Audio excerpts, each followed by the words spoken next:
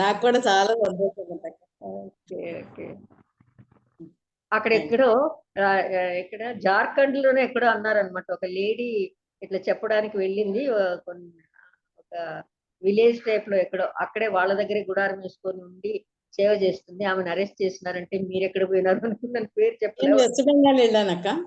West Bengal ఎళ్ళావా? వీళ్ళు ఇది west Bengal చెప్పినప్పుడు నేను అనుకున్నాను ఈ సిస్టర్ కూడా అక్కడికే వెళ్తారు కదా మామూలుగా. అక్కడికి వెళ్లారా ఏంటి అనుకున్నాను. అది పేరు వేరే ఉంది ఆ సిస్టర్ పేరు. నేను సరోజ వెస్ట్ బెంగాల్ సరోజ సిస్టర్. ఆ అచ్చా. సిస్టర్ అక్క ఎవరక్క? మనోన్మనక్క? సరోజ సరోజ సరోజ. సరోజ. ఆ! అచ్చా. నేను అది చూడంగానే మీరే గుర్తొచ్చారు. నేను 1 వీక్ వెస్ట్ బెంగాల్లో ఉన్నానక్క. అవునా? బా జరిగిందయితే. బాగా జరిగింది అక్క దేవుని కృప చేత. ఏం లేదా ఇట్లా అంత అవర్స్ ఉంది కానీ అంత డెలిబరేట్ అవ్వలేదు మేము కూడా. దశక్క వందనాలు. వందనాలమ్మా. ఓకే. ఎవరమ్మా ఈ రోజు ప్రిసైడ్ చేసేది? నేనే సిస్టర్. మనోన్మనక్క. ఓకే అక్క. నన్ను ఉన్నారు కానీ నేను ఊరు వెళ్తాను. జూమ్ లో కనెక్ట్ అయిన సోదరులందరికమ్మా ప్రభు అయిన యేసుక్రీస్తు నామంలో వందనాలు. సమయం అయింది కాబట్టి ప్రారంభించుకుందాం మన వాక్య పండుగ. మరి ఈ సమయంలో మరి మెర్సీ సిస్టర్ గారే పాట పాడతారు. మనకు వాక్యాన్ని కూడా అందిస్తారు. మే నెల 29, 30 మనకు మీటింగ్స్ కి వచ్చారు. చక్కటి వాక్యాలు అందించి మనల్ని బాగా ఇన్స్పైర్ చేశారు. చక్కటి సింగర్ కాబట్టి సిస్టర్ గారే ఇప్పుడు పాట పాడతారు. మెర్సీ జాయ్ సిస్టర్ గారే మనకు వాక్యాన్ని అందరికీ వందనాలు పేరు పేరు చొప్పున. అలాగే అంటే కొంచెం నా వాయిస్ డిస్టర్బ్ గా ఉంది. 1 వీక్ నేను అవుట్ ఆఫ్ స్టేషన్ ఉన్న గురించి అయినా కానీ మరి పాడటానికి సిద్ధంగా ఉన్నాను. పాడతాను మీ పాట, దాని తర్వాత మాట్లాడతాను.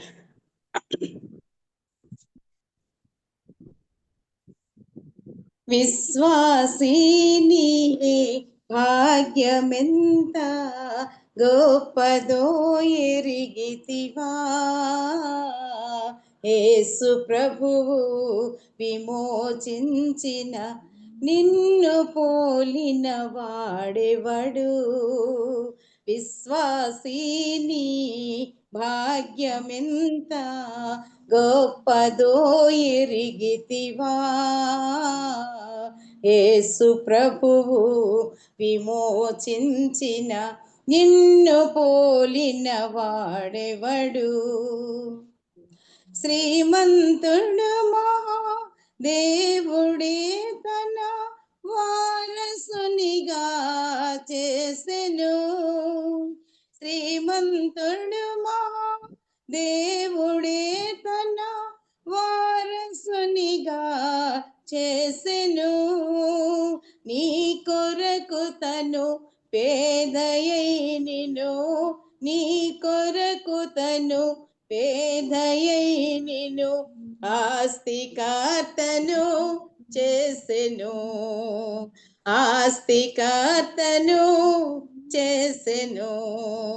విశ్వాసీని భాగ్యమెంత గొప్పదో ఎరిగితివా, యేసు ప్రభువు విమోచించిన నిన్ను పోలిన వాడెవడు.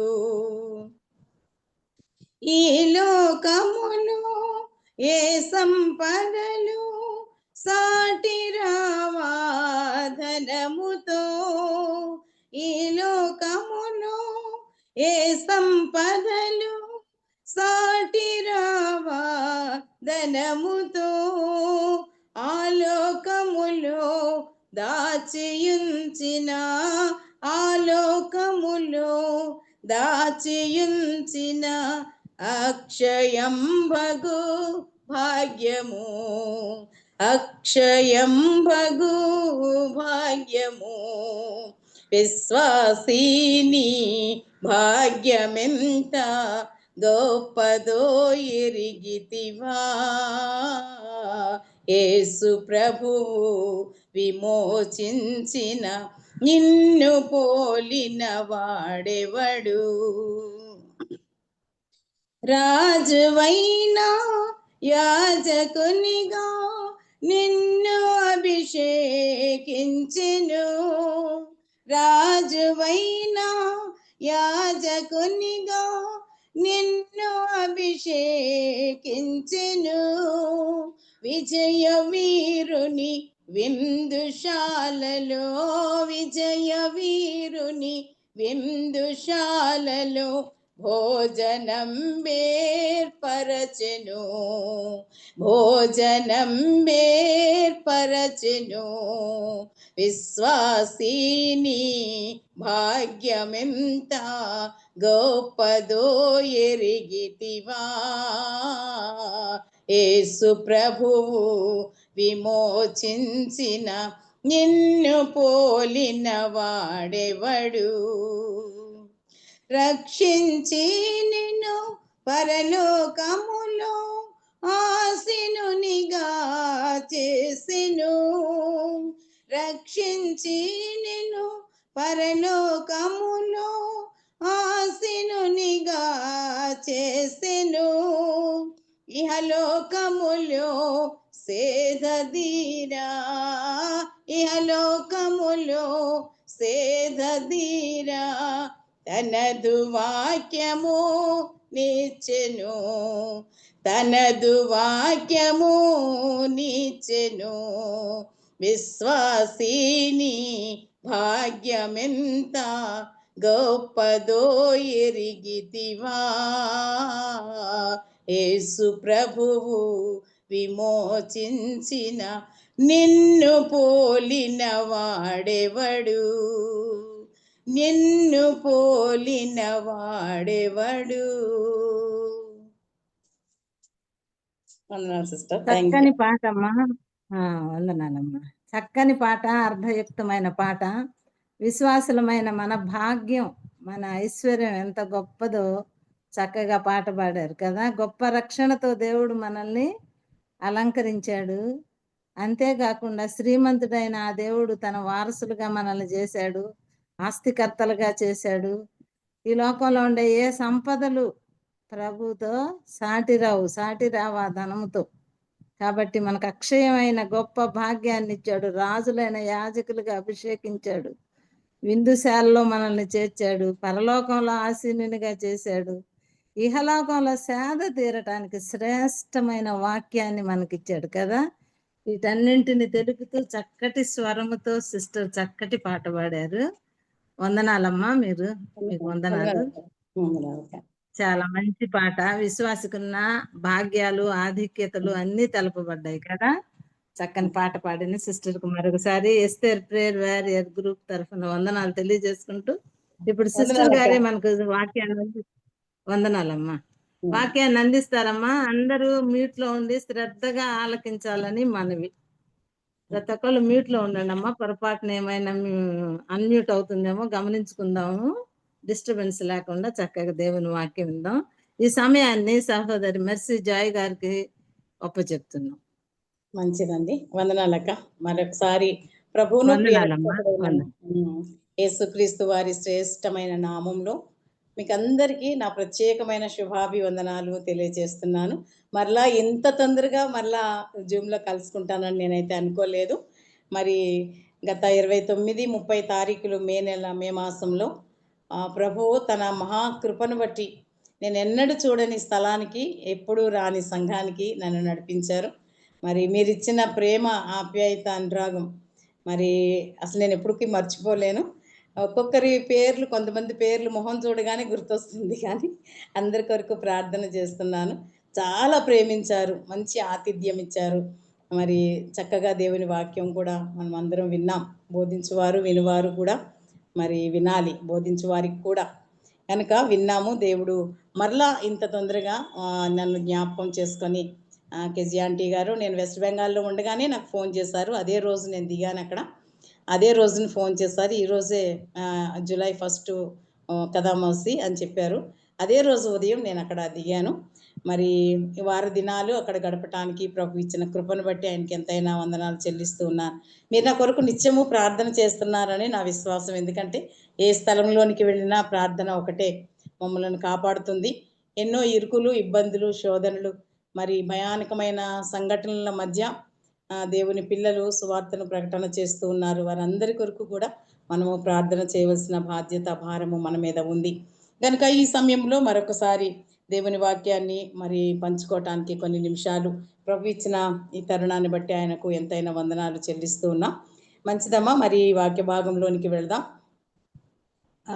కెజియాంటీ గారికి, అలాగే స్థానిక సంఘ స్త్రీల బాధ్యత కలిగిన స్త్రీలందరికీ పేరు పేరు చొప్పున నా వందనాలు, నా చిన్న బిడ్డలకు నా ఆశీస్సులు తెలియజేస్తూ ఉన్నాను. మరి వాక్యంలోనికి వెళ్దాం. నిర్గమాకాండము 2వ అధ్యాయం. నిర్గమాకాండము 2వ అధ్యాయం. ఎవరైనా చదవగలిగిన వారు సహాయం చేస్తే కూడా మంచిదే. 16 నుండి 22 వచనాలు ఒకసారి చదివితే దాని తర్వాత మనం ధ్యానం చేద్దాం.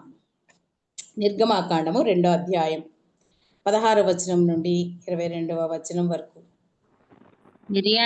మిద్యాను యాజకునికి 7 కుమార్తెలుండిరి.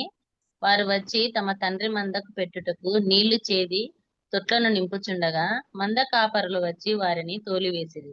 అప్పుడు మోషే లేచి వారికి సహాయం చేసి మందకు నీళ్లు పెట్టెను. వారు తమ తండ్రి అయిన రగూయేలునొద్దకు వచ్చినప్పుడు అతడు, నేడు మీరింత త్వరగా ఎట్లు వచ్చితిరనెను. అందుకు వారు, ఐగుప్తీయుడొకడు మంద కాపరుల చేతిలో నుండి మమ్మను తప్పించి వడిగా నీళ్లు చేది మన మందకు పెట్టెననగా, అతడు తన కుమార్తెలతో, అతడెక్కడ, ఆ మనిషిని ఏల విడిచి వచ్చితిరి, భోజనమునకతని పిలుచుకొని రండనెను. మోషే ఆ మనుష్యునితో నివసించుటకు సమ్మతించెను. అతడు తన కుమార్తె అయిన సిప్పోరాను మోషేకిచ్చెను. ఆమె ఒక కుమారుని కనినప్పుడు మోషే, నేను అన్య దేశంలో పరదేశం ఇంటిననుకొని వానికి గెర్షోము అను పేరు పెట్టెను. చిన్న మాట సహాయార్థం ప్రార్థన చేస్తాను. కరుణా సంపన్నుడైన మా తండ్రి, దయామయుడా, కృపాసత్య సంపూర్ణుడా, ఎంతైనా నమ్మదగిన దేవా, నీ ఘనమైన బంగారు పాదములకు కోట్లాది స్తుతులు, స్తోత్రములు, నమస్కారములు చెల్లించుకుంటున్నాము నాయన. సజీవులే కదా నేను స్తుతించెదరు, మన్ను నేను స్తుతించునా అన్నావు. నిజమే తండ్రి, మమ్మల్ని సజీవు లెక్కలో ఉంచారు, ఆరోగ్యవంతులుగా ఉంచారు. ప్రభువా, నీకు స్తోత్రాలు. ఈ యొక్క సాయంకాల సమయంలో మరొకసారి ఎస్తేర్ ప్రేయర్ వారియర్స్ గ్రూప్లో చేరి నాయన మరి నీ వాక్యమును నాయన అందించడానికి ప్రభువా, సోదరీలతో కలిసి ప్రభువా వారి ముఖాలు చూసి వారిని పరామర్శించడానికి, ప్రభువా వారితో కలిసి సంభాషించడానికి మీరు ఇచ్చిన కృపను బట్టి నీకు వందనాలు చెల్లించుకుంటున్నాం నాయన. మీరు మా కొరకై ఇచ్చిన రక్షణ ఎంత గొప్పదో కడవరి దినాల్లో ఉన్న మాకు ఇంకా స్పష్టంగా అర్థమవుతుంది ప్రభువా. ఒకవేళ మీ సంచకరువులో మేము లేకపోతే మేమేమైపోతామో నాయన. ప్రభువా, మీరే మమ్మల్ని కాపాడుచు ఉన్నారు, లోకములో ప్రత్యేకించారు. అందుని బట్టి నీకు స్తోత్రాలు చెల్లించుకుంటున్నాం. ప్రియ ప్రభువా, వాక్యము మీది, మీరే మాట్లాడండి ప్రభువా. ఇదిగో నాయన, నా స్వరమును మీకు ప్రభువా సమర్పించుకుంటున్నాను సజీవ యాగముగా. నన్ను నేనే ప్రభువా మీకు సమర్పించుకొని ఉండగా ఈ స్వరమును మీరు వాడుకొనండి ప్రభువా. మీ నామ ఘనత కొరకై ప్రభువా, ఆత్మల రక్షణ కొరకై, ఉద్యోగం కొరకై ప్రభువా ఈ స్వరాన్ని మీరు వాడుకొనమని అడుగుతున్నాను. మాట్లాడినది మీరే, నిష్ప్రయోజనమైన దానిను ఏమాత్రము జ్ఞానం లేని ప్రభువా నన్ను సిల్వచాటును మరుగుపరుచుకొనండి, నన్ను కడమరకుండగా చేయండి ప్రభువా. ఇదిగో నాయన, నీ ప్రత్యక్షతను మాకు అనుగ్రహించండి. ఏ భాగాన్నైతే మేము ధ్యానము చేయాలనుకుంటున్నామో ఎన్నో మర్మాలు ఉన్నాయి ప్రభువా, వాటిలో కొన్నైనా మేము ధ్యానం చేయటానికి సహాయమును దయచేయండి. భావాన్ని ప్రభువా దృష్టిలో పెట్టుకొని నాయన వాక్యమును నాయన అందించడానికి నీ కృప చూపించమని అడుగుతున్నాను. వినుచున్న వారికి మంచి మనసును దయచేయండి. చెవిగలవాడు వినుడుగా కన్నావు, నిజమే తండ్రి. అలాగే విని ప్రభువా మేము ఆశీర్వదింపబడటానికి కడవరి దినాల్లో నాయన ఇంకా ప్రేయర్ వారియర్స్ గ్రూప్ని కొనసాగిస్తున్నారు. అందుని బట్టి నీకు వందనాలు చెల్లించుకుంటున్నాం. ఎంత భక్తి, ఎంతో శ్రద్ధ ప్రభువా, ఎంతో ఆసక్తి అవసరం నాయన. అటు అలాగూ మీరు దయచేస్తున్న ప్రతి కార్యాన్ని బట్టి, సమయాన్ని బట్టి నీకు వందనాలు చెల్లించుకుంటూ ఇందులో పాలు పొందుతున్న ప్రతి బిడ్డను మీరు దీవించి ఆశీర్వదించమని ఈ దీనదాసురాలను మీ చేతికి అప్పగించుకుంటున్నాను. మీరే నడిపించి మహిమ ఘనత ప్రభావములు పొందుకొనమని యేసుక్రీస్తు వారి అతి శ్రేష్టమైన ఉన్నతమైన నామములో స్తుతులు స్తోత్రములు సమర్పించి అడిగి వేడుకుంటున్నాము తండ్రి. ఆమేన్. మరొకసారి ప్రేమ వందనాలు తెలియజేస్తూ వాక్య ధ్యానంలోనికి వెళ్దాం. ఈ యొక్క భాగము అందరూ ఎన్నో మార్లు చదివిందే. బైబిల్లో ఉన్నటువంటి కొత్త నిబంధన పాత నిబంధనలో ఉండే స్త్రీలు అనేక మంది స్త్రీల కొరకు ప్రతి ఒక్కరము మరి ఎస్పెషల్లీ ఎస్తేర్ ప్రేయర్ గ్రూప్లో ఉన్న గాస్పుల్ అసెంబ్లీలో ఉన్న స్త్రీలు తరువుగా అన్ని స్త్రీల కొరకు మీరు ధ్యానాలు చేస్తుంటారు. చక్కని క్విజులు కూడా కండక్ట్ చేస్తూ చక్కని అనుభవంలో నడిపించబడుతున్న మీకు అందరికీ మరి ఎంతైనా ప్రభు సహాయకుడిగా ఉండి నడిపిస్తూ ఉన్నాడు. ఇలాంటి అవకాశం లేక అనేక మంది ఉన్నారు, కానీ మరి మీరైతే ప్రతి నిమిషాన్ని వృధా చేయకుండా మందిరంలో గడపడానికి ప్రభు ఇచ్చిన కృపను బట్టి ఆయనకు వందనాలు చెల్లిస్తూ ఉన్నాం. మరి ఈ యొక్క భాగంలో మనకు ఒక స్త్రీ కనిపిస్తుంది కదా. అసలు నిర్గమాకాండం 1వ అధ్యాయం నుండే స్త్రీలు కనిపిస్తున్నారు. స్త్రీల యొక్క ప్రాముఖ్యత, సంఘములో స్త్రీల యొక్క ప్రాముఖ్యతను తెలియజేయటానికి మరి ఈ యొక్క నిర్గమాకాండము ఐగుప్తులోనున్న ఇశ్రాయేలీలు వెలుపలికి రావటానికి మొదటి అధ్యాయం నుండి కూడా ప్రభు వారు స్త్రీలను ఏర్పాటు చేసుకున్నారు. 1వ అధ్యాయంలోనే 2 మంత్రసానులను, హెబ్రీ మంత్రసానులను ఆయన ఉపయోగించుకున్నాడు. ఆయన చేతిలో స్త్రీలు బలమైన బాణముల వంటి వారు. ఏ కార్యమైనా చేయగల సామర్థ్యము స్త్రీలకు ప్రభు ఇచ్చాడు. ఎందుకంటే జ్ఞానం ఇచ్చిన వాడు, ప్రభువు దగ్గర అణకువగా ఉండ నేర్చుకున్న ఆ సామర్థ్యము కలిగిన వారు స్త్రీలు మాత్రమే. నేను చాలా మార్లు చెప్తాను, పురుషుల కంటే ఎక్కువగా ప్రార్థనలో గడపగలిగిన వారు స్త్రీలే. తెల్లవారుజామున, రాత్రి కాలంలో, మధ్యాహ్న కాలంలో స్త్రీలు ఎక్కువగా ప్రార్థన గడపటానికి ప్రభు ఎందుకో మనకి అంత సహనాన్ని ఇచ్చాడు. దాని కొరకు కూడా మనం ధ్యానం చేద్దాం. 1వ అధ్యాయంలో 2 స్త్రీలను ఇచ్చాడు. 2వ అధ్యాయంలోకి వచ్చేసరికి కూడా మొదటి భాగంలోనే 2 స్త్రీలు కనిపిస్తూ ఉన్నారు.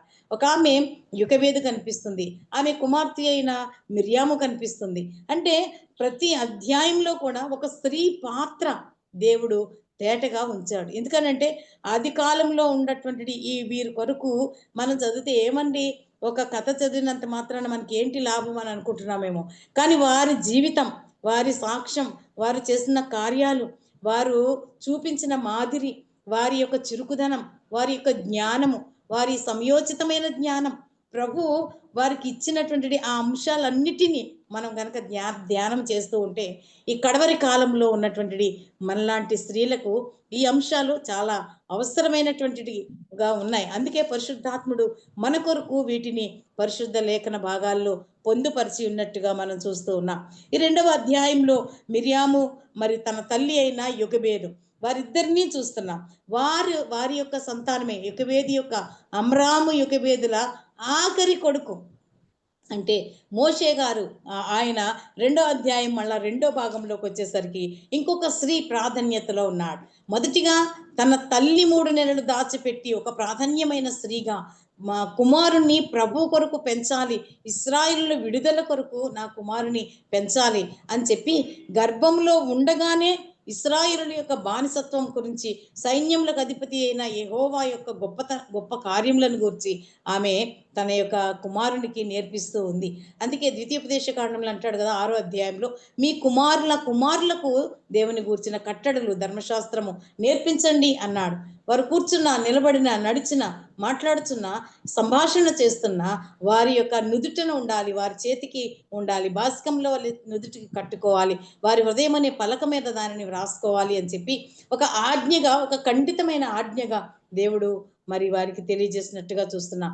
దానిని మనసున పెట్టుకున్న ఈ యోకెబేదు తన కడుపులో ఉన్న తన బిడ్డకు పాఠం నేర్పించింది. అయ్యా, నువ్వు బయటికి వస్తే ఒక మంచి నాయకుడివి కావాలి, ఒక దేవుని కొరకు బానిసలంగా బ్రతుకుతున్న మన బ్రతుకులు ఇలా ఉన్నాయి, మనము ఏర్పాటులో ఉన్నవారము, మనల్ని ప్రభు ఏర్పరచుకున్నాడు, జీవం కలిగిన దేవుని బిడ్డలము మనము గనుక మనము ఈ యొక్క ఐగుప్తీయుల చేతి క్రింద నలిగిపోతున్నాం అని చెప్పి అదే 2వ అధ్యాయం ఆఖరి వచనాల్లో వారి మొరను గూర్చి మోషేకు కడుపులో ఉన్నప్పుడే పాఠాలు నేర్పించిన యోకెబేదు. మన గర్భిణీ స్త్రీలు కడుపులో బిడ్డను పెట్టుకున్నప్పుడు ఎవరితోటి కొట్లాడకూడదు, దెబ్బలాటలు లేకుంటే చెడ్డ మాటలు మాట్లాడటం, ఊరికి అనవసరమైనటువంటి వివాదాలకు వెళ్ళటం చేయకూడదు. ఆ కడుపులో ఉన్నటువంటి పెరుగుతున్న బిడ్డ కొరకు ప్రార్థన ఎంతమంది స్త్రీలు చేస్తున్నారు ఈ దినాల్లో? జ్ఞానం కలిగిన స్త్రీలు, విశ్వాసరాండ్రైన స్త్రీలు, చాలా మంది ప్రార్థనా పరులైన స్త్రీలు వారి గర్భంలో ఉన్న బిడ్డ కొరకు ప్రార్థన చేస్తారు. కానీ ఇప్పుడు వివాహాలు చేయబడినటువంటి చాలా బిజీ షెడ్యూల్లో ఉన్న బిడ్డలకు మనం నేర్పించవలసింది ఏంటంటే, గర్భంలో ఉన్న మన బిడ్డ కొరకు, ఎదుగుచున్న బిడ్డ కొరకు ప్రార్థన చెయ్యండమ్మా. వారి కొరకు ప్రార్థన చేయండి. ఆ బిడ్డ పెరిగి పెద్దవాడై ఎలాగ ఉండాలని అనుకుంటున్నారో అలాగూ దాని కొరకు ప్రార్థన చెయ్యండి అని. యొకెబేదు అలా చేసింది కనుక బయటికి వచ్చిన వెంటనే ఆయన మరణించవలసిన స్థితిలో ప్రభువు కాపాడాడు. మరి ఆ యొక్క నదిలో ఉన్నప్పుడు అక్క కావలి కాసింది. అంటే వీరందరి ద్వారా ఇంతమంది స్త్రీల ద్వారా దాదాపు 5 మంది స్త్రీలు అనుకుంటాం. ఇద్దరు పూయ, షిప్రా, పూయ, యొకెబేదు, మిర్యాము, రాకుమారి అంటే ఫరో యొక్క కుమార్తె 5 స్త్రీల నుండి కాపాడబడినటువంటి దేవుడు 5 స్త్రీలను ఏర్పాటు చేశాడు మోషే సజీవంగా ఉండటానికి, మోషేను కాపాడటానికి, మోషేను ఇశ్రాయేలులను నడిపించడానికి, నాయకుడిగా తీర్చిదిద్దటానికి. అలాంటి మోషే పెరిగి పెద్దవాడై ఒక ఐగుప్తీని చంపి తర్వాత బయటికి పారిపోయిన పరిస్థితుల్లో ఈ యొక్క 2వ భాగంలోనికి వచ్చినట్టుగా మనం చూస్తున్నాం. ప్రియులారా, ఇక్కడ ఒక మిద్యాను అనేటువంటి యాజకుడు మనకి కనిపిస్తూ ఉన్నాడు. 16వ వచనంలో మిద్యాను ఎవరు? అందరికీ బాగా తెలుసు కదా మిద్యాను ఎవరు. మిద్యాను అబ్రహాము కుమారుడు. అబ్రహాము మరలా వివాహం చేసుకున్నప్పుడు అని అన్నాడు. మరలా 25వ అధ్యాయంలో 24వ అధ్యాయంలో ఇస్సాకుకు వివాహం చేశాడు.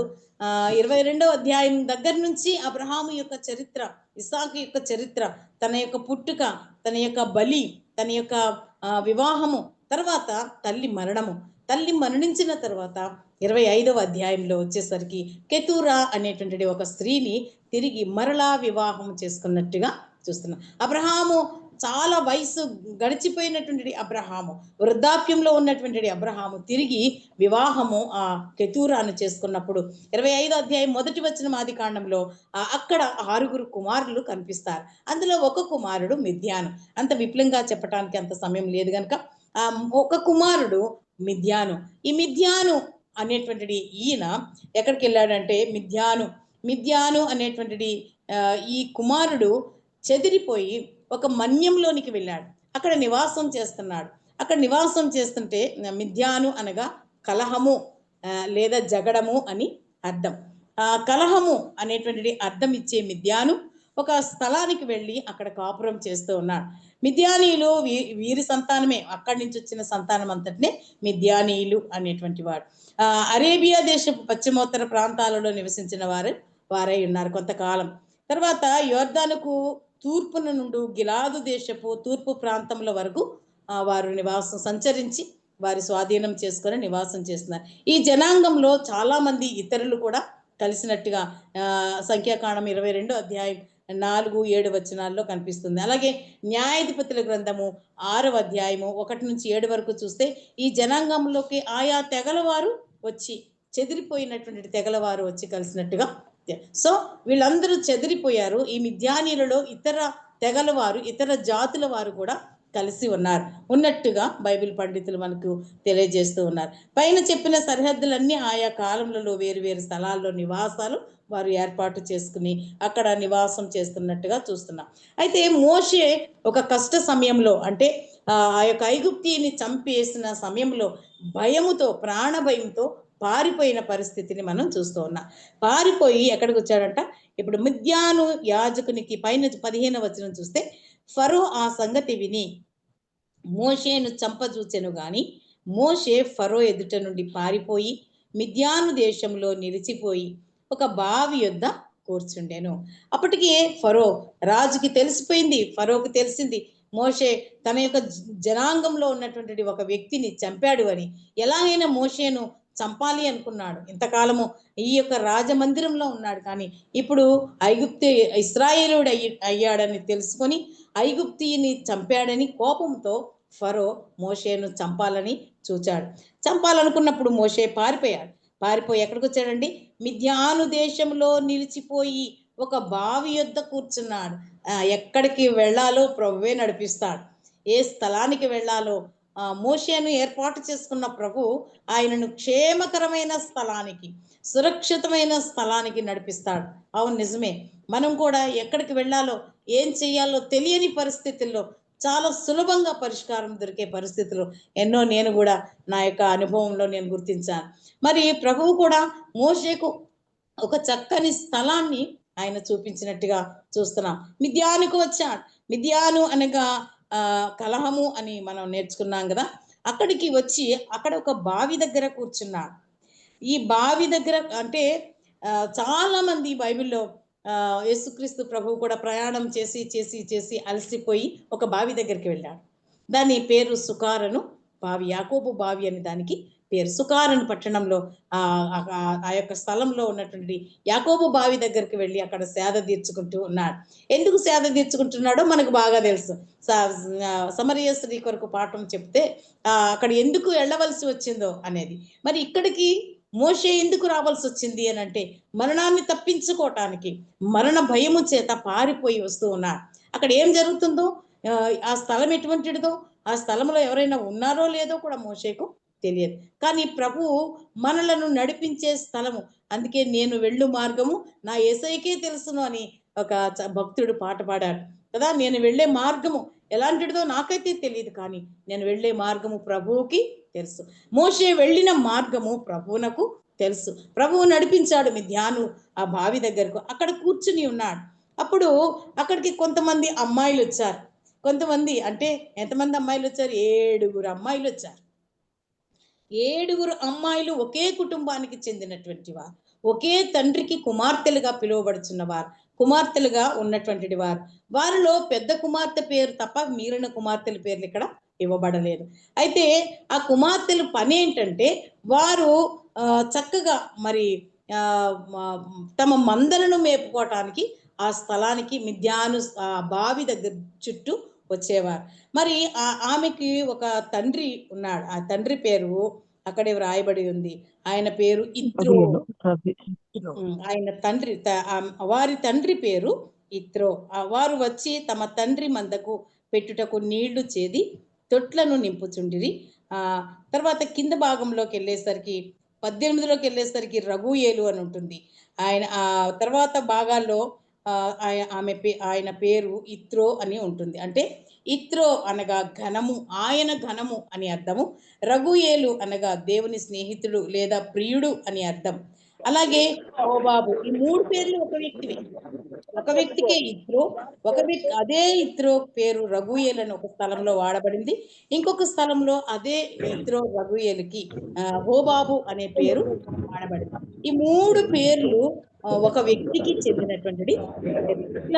మరి ఇక్కడ 17వ వచనంలో వారు మంద కాపర్లు వచ్చి వారిని అన్నాడు. మిద్యాను యాజకునికి 7 కుమార్తెలుండరి. వారు వచ్చి తమ తండ్రి మందకు నీళ్లు పెట్టుటకు నీళ్లు చేది తొట్లను నింపుచూ ఉండిరి అన్నాడు. అంటే ఈ పిల్లల పనేమిటి అని అంటే ఈ నీళ్లు నింపి అంటే బావిలో నుంచి నీళ్లు తోడి తమ మందలకు పెట్టేటువంటిది సమయం ఇది. అంటే ఈ యొక్క 7 కుమార్తెలు, ఒక తండ్రి కుమార్తెలు, 7లో మనం ఏం చూస్తున్నామంటే ఐక్యత చూస్తున్నాం. ఒక కుటుంబంలో 2 అక్క చెల్లెళ్ళు ఉంటేనే దెబ్బలాడుకుంటారు, అస్తమాను కొట్లాటలు అవుతాయి. 4 ఉంటే ఇంకెక్కువ అవుతాయి. మేము 5 అక్క చెల్లెళ్ళు.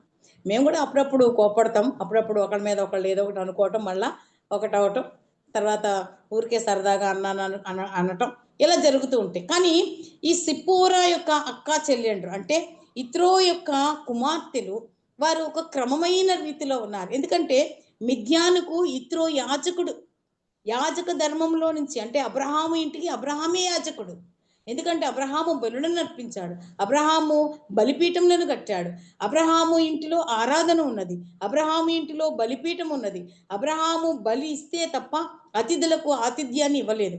అంటే బలిపీఠము ప్రార్థనా పీఠముగా ఇది నాని మనకు కనిపిస్తూ ఉంది ప్రియులారా.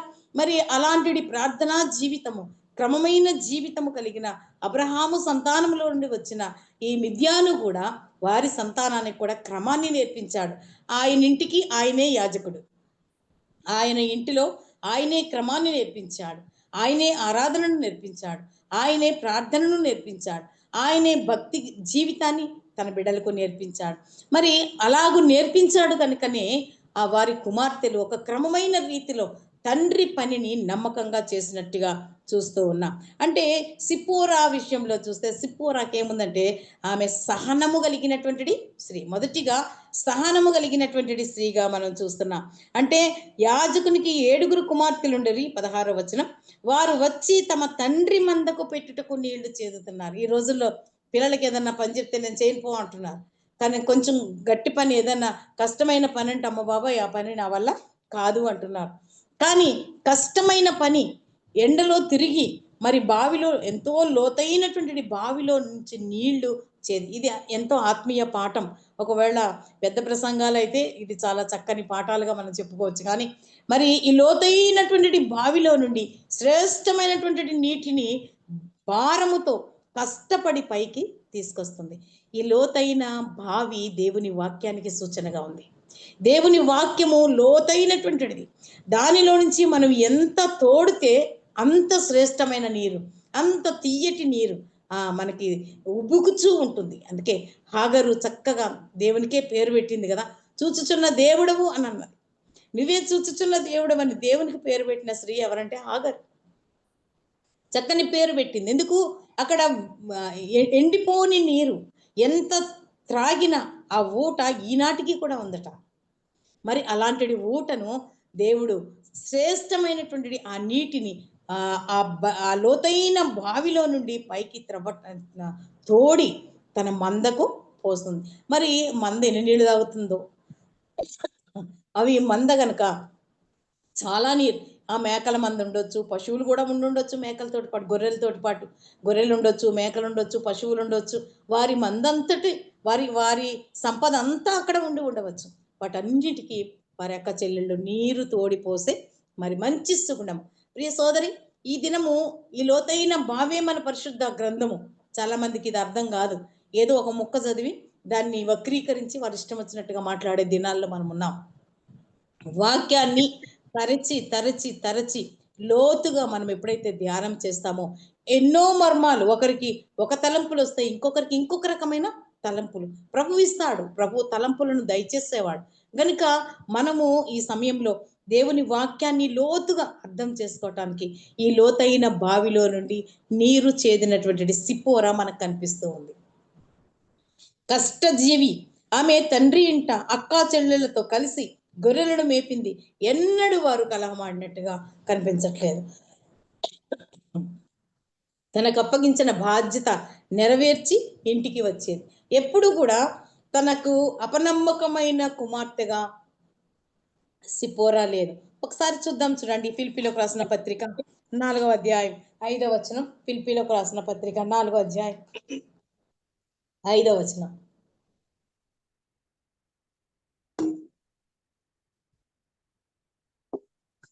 ఫిలిప్పీలకు రాసిన పత్రిక 4వ అధ్యాయం 5వ వచనం.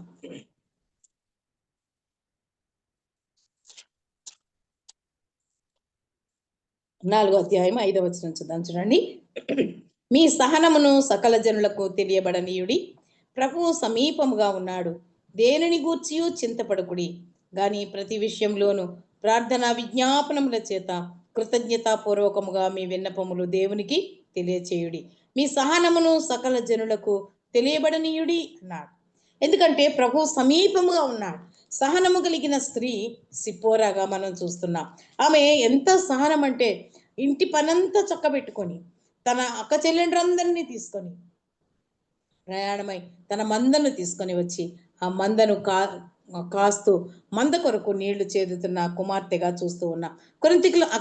కొరింథీయులకు రాసిన 2వ పత్రిక 10వ అధ్యాయం 1వ వచనంలో ఉన్నది ఏంటంటే, మీ ఎదుట ఉన్నప్పుడు మీలో అణుకువ గలవాడనైనట్టు, ఎదుట లేనప్పుడు మీ ఎడల ధైర్యము గలవాడనైనట్టు పౌలను నేనే యేసుక్రీస్తు యొక్క సాత్వికమును బట్టి మృదుత్వమును బట్టి మిమ్మల్ని వేడుకొని ఉన్నాను.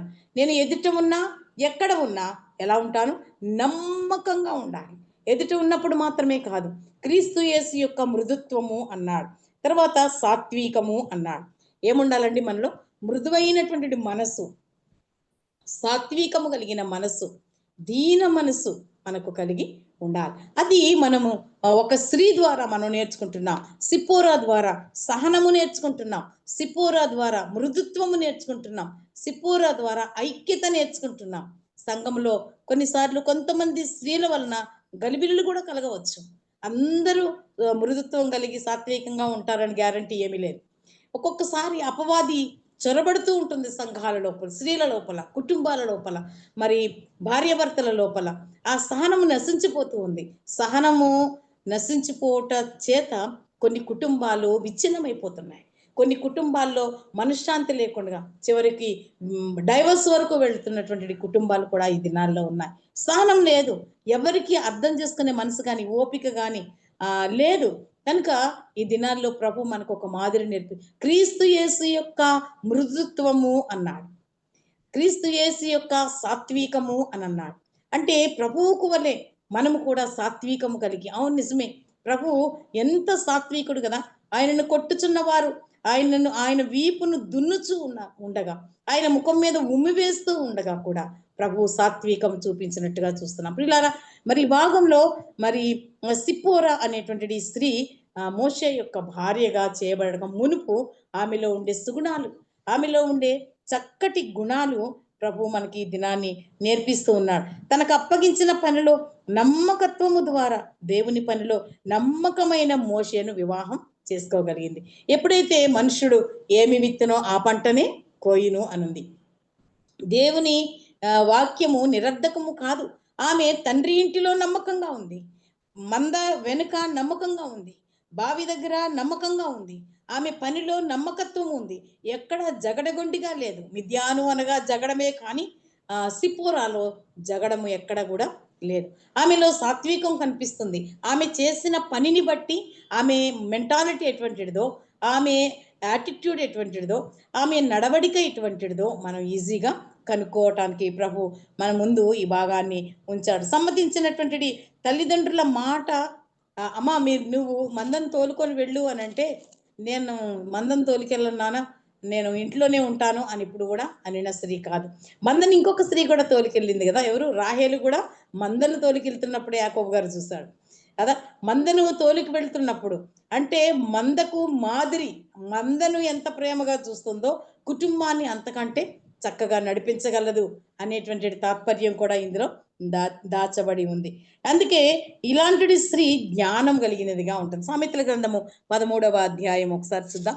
సామెతల గ్రంథము 13వ అధ్యాయం 10వ వచనానికి ఒకసారి వస్తే, 13వ అధ్యాయము 10వ వచనంలోకి వస్తే, గర్వము వలన జగడమే పుట్టును, ఆలోచన వినువానికి జ్ఞానము కలుగును. గర్వము వలన ఏమొస్తుందంట? జగడం వస్తుంది. అంటే సిప్పోరాలో ఏమి లేదు? గర్వము లేదు. సాత్వికము కలిగినటువంటి సిప్పోరా, నమ్మకమైన సిప్పోరా, మరి పనిలో నమ్మకము, తండ్రి దగ్గర నమ్మకము, తర్వాత అక్క చెల్లెండ్ర మధ్యన నమ్మకము, అక్క చెల్లెండ్రతో కలిసి ప్రయాణం చేస్తున్న ఆమె ఎన్నడూ కూడా కోపించినది కానీ జగడమాడినది కానీ కాదు. కనుక స్త్రీలమైన మనలో ఇలాంటి లక్షణాలు ఒకవేళ లేకపోతే, ఈ సహనము లేకపోతే, ఇంత నమ్మకత్వము లేకపోతే, నమ్మకత్వము చాలా అవసరం.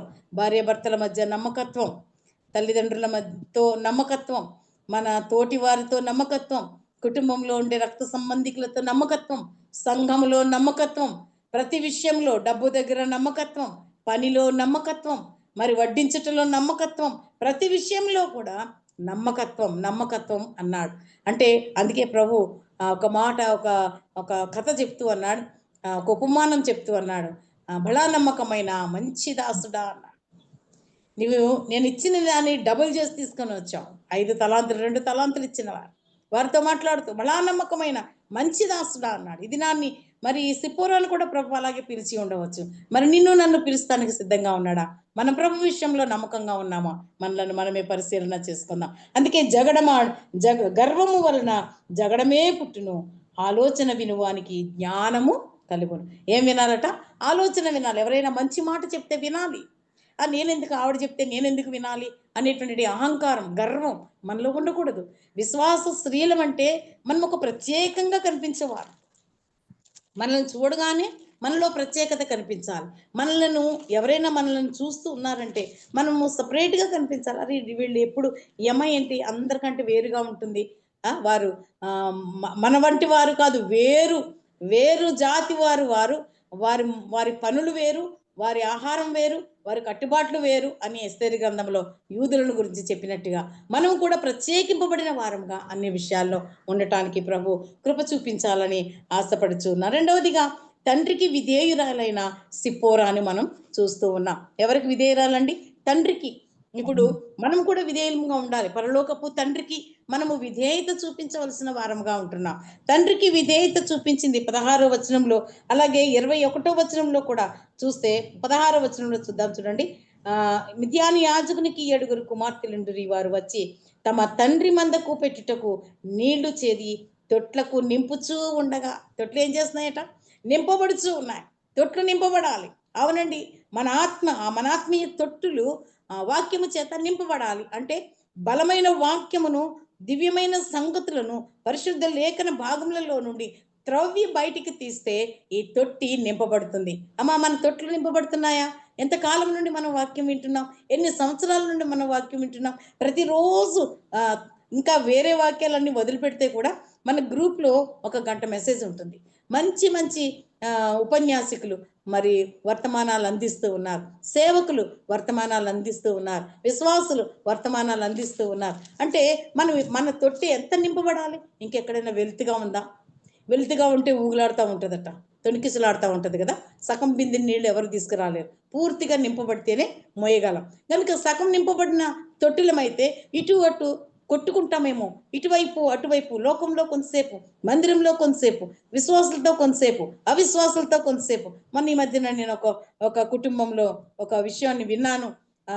దాన్ని విన్న తర్వాత నేను చాలా బాధపడ్డాను. ఒక సేవకులము, విశ్వాసులమని చెప్పుకుంటున్న వారే అన్యులు చేసినట్టుగా కార్యాలు చేస్తారు. అన్యులు చేసినట్టుగా పసుపులతోటి, పువ్వులతోటి ఇష్టం వచ్చినటువంటి కార్యాలు చేసినట్టుగా నేను విన్నాను. చాలా బాధపడ్డాను నేను. మనం ప్రత్యేకంగా ఉండాలి కదా.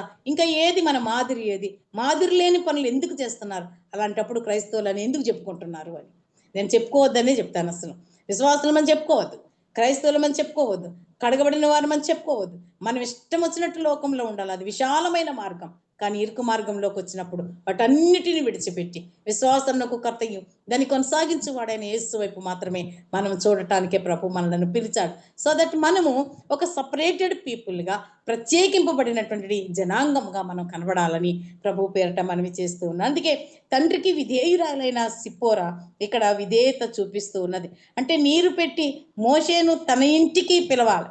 మరి ఈ కథ మన సమయభావాన్ని బట్టి క్లుప్తంగానే చెప్పుకుందాం. కానీ ఈ విషయాన్ని అసలు ఆమెకు సహాయం చేసినటువంటి మోషేని మరొకరైతే వెంటనే ఇంటికి పిలుస్తారు.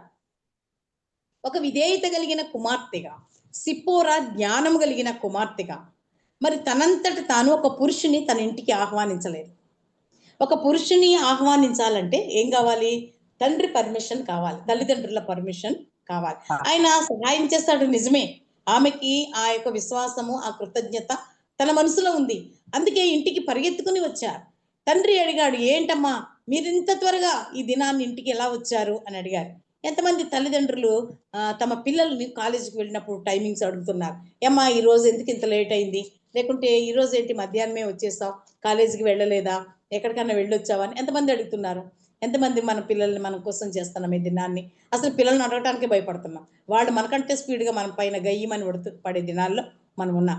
విశ్వాసం లేని, దైవ భయము లేని పిల్లలుగా ఒకవేళ ఎవరైనా ఉంటే వారు మాత్రం ఇలాంటి కార్యాలు చేస్తారు. చూడండి, ఈ అమ్మాయి, ఈ సిప్పోరా మోషేను వెంటనే ఇంటికి ఆహ్వానించవచ్చు, కానీ ఆమె ఇంటికి వెంటనే ఆహ్వానించలేదు. పరిగెత్తుకొని తండ్రి దగ్గరికి వెళ్ళింది.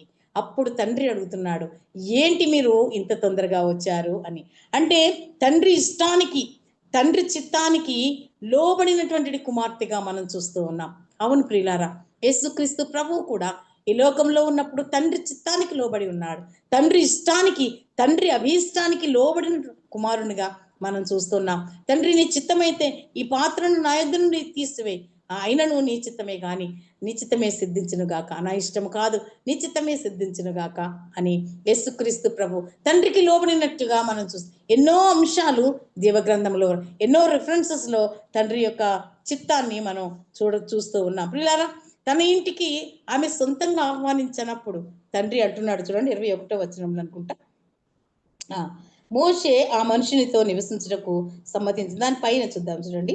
అతడు తన కుమార్తెలతో అతడెక్కడ ఆ మనుషుని ఏల విడిచి వచ్చితిరి, భోజనంనకు అతని పిలుచుకొని రండి అని అప్పుడు తండ్రి చెప్తున్నాడు. తండ్రి చెప్పే వరకు ఆ కుమార్తెలు ఆ యొక్క మోషేని ఇంటికి పిలవలేదు. అపరిచితుడైనటువంటి అతను ఎవరో వీరికి తెలియదు. అతను వేసుకునే బట్టలను బట్టి, తను మాట్లాడే భాషను బట్టి, తన యొక్క వేషధారణను బట్టి ఐగుప్తుడని అనుకున్నారు అంతే. యేసుక్రీస్తు ప్రభువుని ఎవరనుకున్నది ఆమె? యూదుడు నా దగ్గరికి ఎందుకు వచ్చాడు? యూదులు సమరయులతో సాంగత్యం చేయరు కదా, యూదుడు అని అంత దూరం నుంచి ఎవరో యూదుడు నా కొరకు ఎదురు చూస్తున్నాడేంటి అనుకుంది. అంటే ఎలా అనుకుంది? ఆమె ఆ వస్త్రధారణను బట్టి, ప్రభువారు ధరించిన వస్త్రాలను బట్టి ఆమె యూదుడని గ్రహించినట్టుగా చూస్తున్నాం. అలాగే ఇక్కడ కూడా ఐగుప్తీ నుంచి వచ్చాడు కాబట్టి ఐగుప్తు వస్త్రధారణలో ఉన్న మోషేను చూసి ఐగుప్తీయుడు అన్నది. నిజానికి మోషే ఐగుప్తీయుడా? కాదు కదా, మోషే ఇశ్రాయేలీయుడు. మరి అక్కడ ఐగుప్తీయుడు. అందుకు వారు ఐగుప్తీయుడొకడు మందకాపురుల చేతిలో నుండి మమ్మను తప్పించి వడిగా నీళ్లు చేది మా మందకు పెట్టెను. నాయన, అక్కడ మందకాపురులు మమ్మల్ని చెదరగొడుతున్నారు. వారు పోగిరి పిల్లలు అయి ఉండవచ్చు, చెడ్డవారు అయి ఉండవచ్చు, మా పైన జగడమాడారు, కానీ మేము మాత్రం జగడమాడిన వారము కాము, మేము సహనముతో ఉన్నాం అని చెప్పి తండ్రికి సాక్ష్యం చెప్తూ ఉన్నారు. మేము ప్రక్కకు జరిగిపోయాం, మేము నోరు కూడా విప్పలేదు, మేము అలాంటి పిల్లలము కాదు, మేము క్రమమైన రీతిలో పెరిగి పెద్ద చేయబడినటువంటి వారము, మేము దేవునికి భయపడేటువంటి వారము, తండ్రి క్రమశిక్షణలో ఉన్నటువంటి వారము, మేము ఇతరులతో ఇతర మంద కాపురులతో జగడమాడు వారము కానే కాదు అని చెప్పి ఈ బిడ్డలు చక్కని సాక్ష్యం తండ్రితో మాట్లాడుతూ ఉండగా మమ్ములను చూసిన ఐగుప్తీయుడు వచ్చి మనమందరకు నీళ్లు పెట్టాడు నాయన, అందుకే మాకు శ్రమ లేదు. ఈ దినాన్ని పెందలాడే నీళ్లు పెట్టాడు కదా, పని అయిపోయింది కదా, మనం అక్కడిక్కడ పెత్తనాలు చేసుకుంటూ ఇంటికి వెళ్ళాలి అనే ఆలోచన వారికి లేదు. వారు నమ్మకమైన పిల్లలు, నమ్మకమైనటువంటి పిల్లలు. సెలోపెహాదు కుమార్తెలు కూడా నమ్మకమైనటువంటి వారు, క్రమమైనటువంటి వారు. 22 అధ్యాయము సంఖ్యాకాండంలో చూస్తే ఈ యొక్క సెలోపెహాదు కుమార్తెలకు ఉన్నటువంటి ఆ క్రమము, ఆ ఇంటి క్రమము, ఆ ఐక్యత, ఆ సహవాసము, వారిలో ఉండేటువంటి ఒకే మాట, ఒకే పని. తల్లి అక్క ఏది చెప్తే మొత్తం 5గురు కూడా అదే పని చేసేవారు. ఇలాంటి మంచి కుటుంబాలు, మంచి కుటుంబంలో ఉన్న యవన కుమార్తెలు చాలా మంది జీవగ్రంథంలో ఉన్నారు.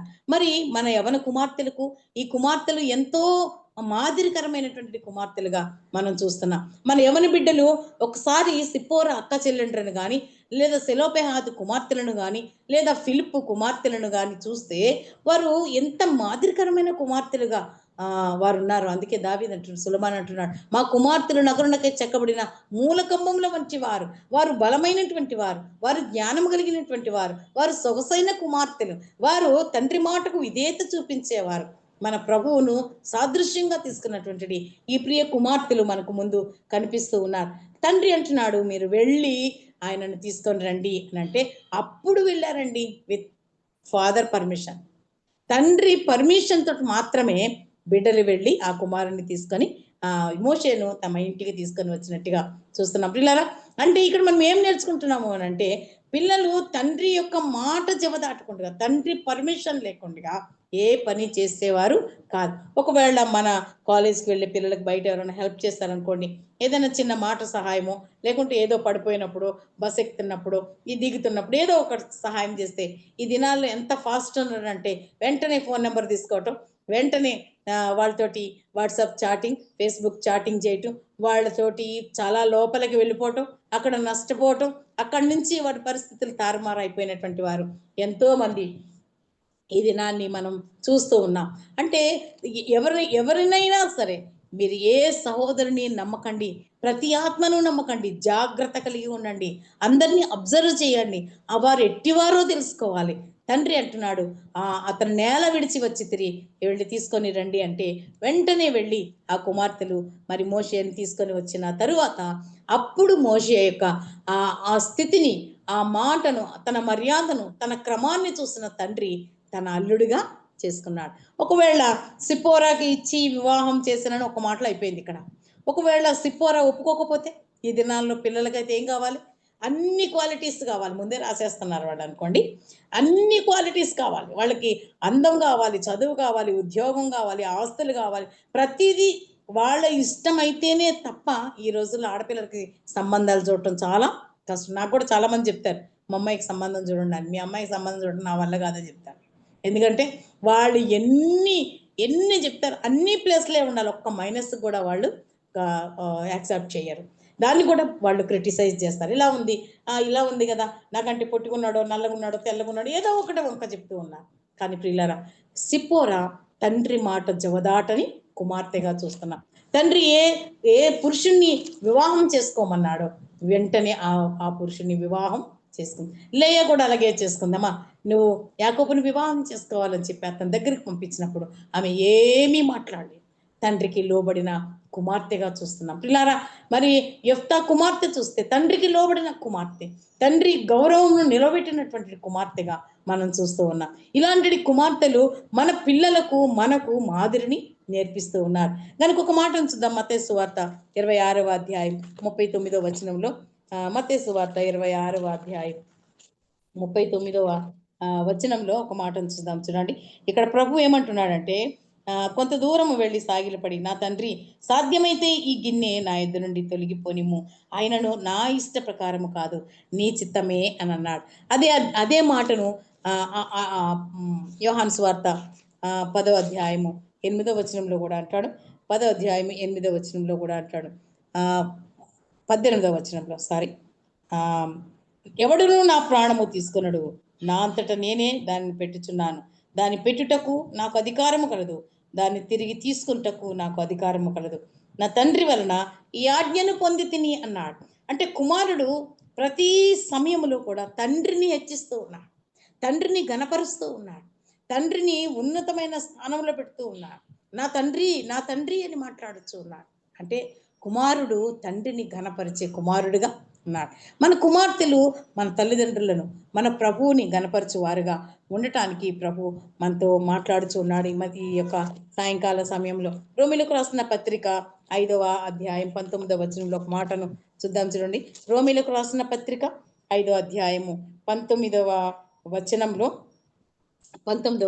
అంటున్నాడు, ఎలయనగా ఒక మనుషుని అవిధేయత వలన అనేకులు పాపులుగా ఎలాగూ చేయబడిరో, అలాగే ఒకరి విధేయత వలన అనేకులు నీతిమంతులుగా చేయబడుతురు అన్నాడు. అంటే ఒకని అవిధేయత, ఆదాము అవిధేయత, మనల్ని అందరము పాపమునకు బానిసలము అయినప్పుడు, పాపాత్ములంగా తీర్చబడినప్పుడు, ఒక్క మనుషుని విధేయత, ఒక అవిధేయత నరకమైతే ఒక విధేయత పరలోకము అయింది, అంటే నిత్య జీవము అయింది.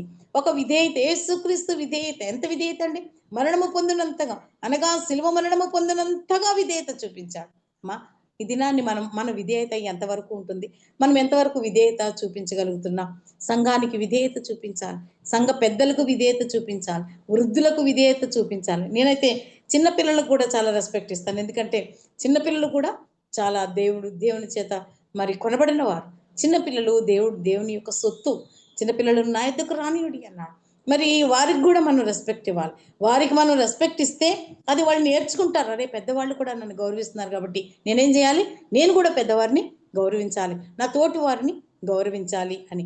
అందుకే ఒక మనుషుని అవిధేయత లోకంలోనికి పాపము తీసుకొని వస్తే ఒక దేవుని కుమారుని యొక్క విధేయత, ప్రభువైన యేసుక్రీస్తు వారి యొక్క విధేయత మరి మనకందరికీ రక్షణను తీసుకొని వచ్చింది. మనం నిత్య నరకాగ్నికి వెళ్ళటానికి ప్రభు మనలను ఏర్పాటు చేయలేదు. మనం నిత్య నరకానికి వెళ్ళటం ఆయన చిత్తం కాదు, కానీ మనం నిత్య జీవంలోనికి వెళ్ళటమే ప్రభు వారి యొక్క చిత్తమై ఉంటుంది. కనుక ఆయన దీనత్వము కలిగిన వాడుగా, ఆయన సాత్వికము కలిగిన వాడుగా, అందుకే మత్తయి సువార్త 11:29 అంటున్నాడు, నేను సాత్వికుడను, దీన మనసు గలవాడను అన్నాడు.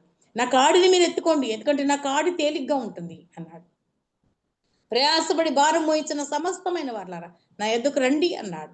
ఏ విధంగా ఆయనకు మనం లోబడి ఉంటే, ఆయనకు విధేయత చూపిస్తే, ఆయన చిత్తానికి లోబడి ఉంటే ప్రభు మనలను ఎంతైనా ఆశీర్వదిస్తాడండి. ఆయనకు విధేయత లేకుండా మన ఇష్టానుసారమైన జీవితం జీవిస్తూ, మన ఇష్టానుసారమైన ఆలోచనలు కలిగి, మన ఇష్టం వచ్చినట్టుగా మన ఇష్టమే అంతా మన ఇష్టమే చేస్తాం. సాయంత్రం మాత్రం ప్రభు నీ చిత్తమైతే ఇది చెయ్యి అది చెయ్యి అని అడుగుతున్నాం. నిజమే, ఆయన చిత్తము కానిది ఏది మనకు అనుగ్రహించబడదు.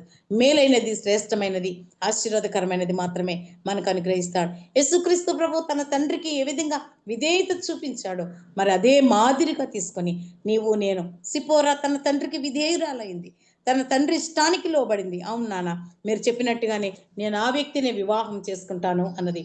మోషే ఎవరో తెలియదు, మోషే జాతి తెలియదు, మోషే భాష తెలియదు, మోషే యొక్క అలవాట్లు తెలియదు. కానీ వారి ఇంటికి వచ్చిన వెంటనే ఆయన యొక్క నడవడికను గమనించిన సిప్పోరా తండ్రి ఇత్రో వారికి వివాహం చేసినట్టుగా మనం చూస్తూ ఉన్నాం. దాని తర్వాత వెంటనే వారికి ఒక కుమారుడు పుట్టాడు. ఆ కుమారునికి ఒక పేరు పెట్టారు. నేను పరదేశిగా ఉన్నాను, అన్య దేశంలో నేను పరదేశినై ఉన్నాను కనుక అతనికి గెర్షోము అని పేరు పెడతాను అని. అంత మాత్రమే కాదు, భర్తను అనుసరించినటువంటి భార్యగా సిప్పోరా చూస్తున్నా. అమ్మ, మనం ఇక్కడి నుంచి ప్రభు నాతో మాట్లాడుతున్నాడని ఆ మామతో చెప్పాడు. 24వ అధ్యాయానికి ఒకసారి రండి. 4వ అధ్యాయం 20వ వచనం చూద్దాం. మోషే తన భార్యను తన కుమారులను తీసుకొని గాడిద మీద ఎక్కించుకొని ఐగుప్తునకు తిరిగి వెళ్ళాడు. ఏ దేశం నుంచి అయితే పారిపోయి వచ్చాడో, ఏ దేశం నుండి అయితే మరణ భయంతో వచ్చాడో ఆశీర్వదింపబడ్డాడు. మిద్యానులో ఆశీర్వదింపబడ్డాడు. తిరిగి కుమారుడితో భార్యతో కలిసి ప్రయాణం చేస్తూ ఉన్నాడు. అక్కడ తనకు తెలిసిన వారందరూ చనిపోయారు. ప్రభువు మాట్లాడాడు. ప్రభు పొద ద్వారా ఆయనతో మాట్లాడాడు 3వ అధ్యాయంలో. మరి 4వ అధ్యాయంలో ఆయన తిరుగు ప్రయాణం చేస్తూ ఉన్నాడు. ఎక్కడి నుంచి వచ్చాడో అక్కడికి. ఒంటరిగా వచ్చిన మోషే, పారిపోయి వచ్చిన మోషే, మరణ భయంతో వచ్చిన మోషే ఈ దినాన్ని సంతోషంగా మరలా తిరిగి కుటుంబంగా వెళ్తూ ఉన్నాడు. ప్రభు మాట్లాడుతూ ఉన్నాడు. నీవు నడు, నీతో చాలా పనుంది, నీవు ఇశ్రాయేలును బయటకు తీసుకొని రావాలి. తల్లి గర్భంలో ఉండగా మోషేకి ఏ పాఠాన్ని నేర్పించిందో ఆ పాఠం ఇప్పుడు గుర్తొస్తూ ఉంది. అవును, నిజమే, నా తల్లి చెప్పింది, బానిసత్వంలో నా స్వజనాంగం ఉంది, నా స్వప్రజలు ఉన్నారు, వారందరిని విడిపించాలి. ప్రభువా, నేను నత్తివాడను, మంద నాలుక కలిగిన వాడను, నేను మాట్లాడలేను అన్నాడు. ఎన్నిసార్లు అన్నాడు ఆ మాట? చాలా సార్లు. ప్రభు ఎన్నిసార్లు మాట్లాడుతుంటే అన్నిసార్లు అంటున్నాడు, ప్రభువా, నేను నోటి మాంద్యం ఉన్న వాడిని, నేను మాట్లాడలేను ప్రభువా, నేను మన జనులే నా మాట వినరు, ఇశ్రాయేలులే నా మాట వినరు, ఫరో నా మాట ఏం వింటాడు ప్రభువా అని అన్నాడు. కానీ ప్రభు ఆయనను ఒక బలమైన సాధనంగా ఏర్పాటు చేసుకున్నాడు. జ్ఞానులను సిగ్గుపరచడానికి అజ్ఞానులను ప్రభు ఎన్నుకుంటూ ఉన్నాడు. మరి ఘనమైనటువంటి వారిని, గొప్పవారిని సిగ్గుపరచడానికి పామరులను దేవుడు ఎన్నుకున్నట్టుగా మనం చూస్తున్నామా? ఇది నిన్నే ఎన్నుకుంటున్నాడు. ప్రభు నీతో మాట్లాడుతున్నాడు. ఆయన నిన్ను ఒక బలమైన సాధనంగా చేయాలనుకుంటున్నాడు. మోషే అయితే ఇశ్రాయేలుని విడిపించి తీసుకొని వచ్చాడు, కానీ నీకు ఒక బాధ్యతను అప్పగించాడు. నీ సర్వలోకమునకు వెళ్ళి సర్వ సృష్టికి సువార్తను బోధించమని చెప్పాడు, మరి ప్రకటించమని చెప్పాడు. అయితే సర్వలోకానికి అందరూ వెళ్ళలేరు, కానీ నీకు తగినంత మట్టుకు, నీవు చేయగలిగినంత మట్టుకు, నువ్వు పరోక్షంగానో ప్రత్యక్షంగానో దేవుని సేవను చేయటానికి ఒక ఒప్పుకోలు తీసుకునే ఈ సమయంలో ప్రభువు మనతో మాట్లాడుచున్నాడు. కిందికి వస్తే ఆయన అంటున్నాడు, భర్తను ఏ విధంగా సహకరించిందో చూడండి. 20వ వచనం. మోషే తన భార్యను తన కుమారులను తీసుకొని గాడిద మీద ఎక్కించుకుని ఐగుప్తునకు తిరిగి వెళ్ళాడు. ఐగుప్తు ఎలా ఉంటుందో సిప్పోరాకు తెలియదు. మోషే ఎక్కడికి తీసుకెళ్తున్నాడో సిప్పోరాకు తెలియదు. అయ్యో, నా కుమారులను తీసుకొని, నన్ను తీసుకొని ఈయన ఎక్కడ తీసుకుని వెళ్తున్నాడు, ఇతనికి దేశం లేదు, ఇల్లు లేదు, ఎవరూ లేరు, నన్ను ఎక్కడ తీసుకుని వెళ్తున్నాడు అని మారం చేయలేదు. మరి లేయా, రాహేలులు కూడా యాకోబును వెంబడించారు. అయ్యా, దేవుడు నీకేం చెప్తే అదే చెయ్యి, నీవు మారు మాట్లాడకుండా వారు తమ భర్తతో కలిసి ప్రయాణం చేశారు. ఈ దినాల్లో పుట్టింటికి అలవాటు పడిపోయిన వాళ్ళు పుట్టింట్లోనే ఉంటారు ఎప్పుడు చూసినా. నేను ఒక ఊరికి వెళ్ళానండి, రాజమండ్రి దగ్గర. ఆ ఊర్లో వాళ్ళందరూ పెళ్ళైనా కానీ వాళ్ళ అమ్మగారి ఇంటికాడే ఉంటారంట. నేను అడిగాను, మీరు అందరూ ఇక్కడ ఎందుకు ఉంటారని అడిగాను. అంటే నవ్వుతున్నారు వాళ్ళందరూ. ఎందుకుంటారు మీరు? పెళ్ళైన తర్వాత మీ భర్తల దగ్గరికి కదా వెళ్ళాలి, మీ భర్త ఎక్కడుంటే మీరు అక్కడికి కదా వెళ్ళాలి, మీ భర్తలు నీ ఊరు ఎలా తీసుకుని వస్తారు? అది తప్పు కదా మీరు చేసేది, వాక్యానుసారమైన కార్యం కాదు ఇది. పైగా మీరు ఇక్కడ ఉండి సంఘాల మీద పెత్తనాలు చేస్తున్నారు అని చెప్పి వాళ్ళని బాగా తిట్టాను నేను. వాళ్ళందరూ చాలా పక్కకి వెళ్ళి నవ్వుకున్నారు. ఎవరు చెప్పారు అమ్మగారికి అందరూ మనమందరం మీ ఊరోళ్ళమే అని. అంటే ప్రియులారా, మన వాక్యం ఏం చెప్తుందంటే, సిప్పోరా తన తండ్రి ఇంటి నుండి ప్రయాణం అవుతుంది, భర్తతో కలిసి ప్రయాణం చేస్తానికి ఇష్టపడింది, భర్తను అనుసరించడానికి ఇష్టపడింది. భర్త ఏమి చెబితే అది చేసింది. మామ అనుమతితో వారు దేవుని మాటకు లోబడ్డారు. ప్రియులారా, ఎప్పుడైతే మోషేని వివాహం చేసుకుందో, మోషే దేవుడు నమ్మకమైన దేవుడని, మోషే దేవుడు రక్షింపగలిగిన వాడని, మోషే దేవునికి అసాధ్యమైనది ఏదీ లేదని నమ్మిన సిప్పోరా. అంతకుముందు ఆ నమ్మకం ఉండకపోవచ్చు. వారి భక్తి వేరు ఉండవచ్చు. వారి క్రమం వేరే ఉండవచ్చు. వారి యాజకత్వం వేరే ఉండవచ్చు. కానీ ఇప్పుడైతే దేవుని మాటను వినినటువంటిది సిప్పోరాగా మనం చూస్తున్నాం. ఒకప్పుడు ప్రాణ భయంతో ఎక్కడికి పారిపోయాడో తెలియని తిరిగి కుటుంబంతో వెళ్తున్నటువంటి మోషే ఇప్పుడు మనకి కనిపిస్తూ ఉన్నాడు. మరి శారా వలె, రూతు వలె మంచి సాక్ష్యం కలిగినటువంటి సిప్పోరాను మనం ఇక్కడ చూస్తూ ఉన్నాం. మరి ఇంకా చాలా విషయాలు ఉన్నాయి కానీ మనం అంతా చర్చించుకోలేం, సమయం అయిపోయింది. ఒక మాటను మాత్రం చెప్పి నేను ముగిస్తాను. 24వ వచనానికి వద్దాం రండి. అతడు పోవు మార్గమున సత్రములో యెహోవా అతనిని ఎదుర్కొని అతని చంప చూడగా సిప్పోరా వాడిగల రాయి తీసుకుని అతని కుమారునికి సున్నతి చేసి అతని పాదముల యొద్ద అది పడవేసి, నిజముగా నీవు నాకు రక్త సంబంధమైన పెనిమిటివి అయితివి అంతటా ఆయన అతనిని విడిచి పోయింది. ప్రియులారా, ఇక్కడ ఒక పురుషుడు చేయవలసిన కార్యాన్ని చేయవలసిన పరిస్థితి సిప్పోరాకి వచ్చింది. ఎందుకంటే సిప్పోరా అసలు సున్నతిని గురించినటువంటి ఆ నిబంధనను గురించినటువంటి ఆ సత్యము ఆమెకి తెలిసి లేకుండొచ్చు. లేకుంటే మోషే చేయాలని అనుకున్నా ఒకవేళ సిప్పోరా అడ్డుపడి ఉండవచ్చు. ఏది ఏమైనప్పటికీ తన కుమారునికి, కనీసం ఒక్క కుమారునికైనా వాళ్ళు సున్నతిని చేయాలి. అది నిబంధన. అది చూస్తే ఆదికాండం 17వ అధ్యాయంలో కూడా ఆ మాట చాలా స్పష్టంగా మనకి తెలియబడుతూ ఉంది. కానీ అవన్నీ నేను చూపించేంత సమయం లేదు. కానీ ప్రభువు ఒక మాటను మనకి జ్ఞాపకం చేస్తూ ఉన్నాడు. నీవు నాకు రక్తము చిందించిన తర్వాత రక్త సంబంధివి అని అన్నాడు. అంటే యెహోవా చేతిలో నుండి భర్తను రక్షించుకున్నటువంటి సిప్పోరాను మనం చూస్తున్నాం. ఆమె భర్త ఎలాంటి పరిస్థితిలో ఉన్నాడంటే మరణపు దూత వచ్చింది, చంపడానికి చూస్తుంది. ఎందుకు చంపాలని చూస్తుందో అర్థం చేసుకున్న సిప్పోరా వెంటనే వాడిగలిగిన రాయి తీసుకొని ఒక పురుషుడు చేయవలసిన పనిని ఒక స్త్రీ అక్కడ చేసినట్టుగా చూస్తున్నాం. ఆమె రక్తము చిందించాలి అంటే అసలు సున్నతి విషయంలో తల్లికి కూడా బాధ్యత ఉంటుందంట. ఎందుకంటే తల్లి సున్నతి అయిన తర్వాత అతని గురించిన శ్రద్ధ, జాగ్రత్తలు తల్లే తీసుకోవాలి. గనుక సరైన సమయంలో 8వ రోజునే సున్నతి చెయ్యాలి అబ్రహాము చెప్పినట్టుగా. మరి ఐగుప్తీయులైతే 3 మాసంల తర్వాత చేస్తారు. 14వ సంవత్సరాన్ని ఐగుప్తీయులు చేస్తారు సున్నతి. కానీ ఇశ్రాయేలీయులు 8వ రోజునే సున్నతి చేయాలి. ఆ సున్నతిని తిరస్కరించినటువంటి మోషే, సిప్పోరాలు తగిన సమయంలో మరి మరణము తన భర్తను ఆవరించి ఉండగా, మరణదూత ఎదురుపడి ఉండగా, అప్పుడు జ్ఞానం కలిగిన స్త్రీగా తను చేయవలసిన పని ఇమ్మీడియట్గా, అందుకే సమయోచితమైన జ్ఞానాన్ని మన ప్రభువుకు ప్రార్థన చేయాలి.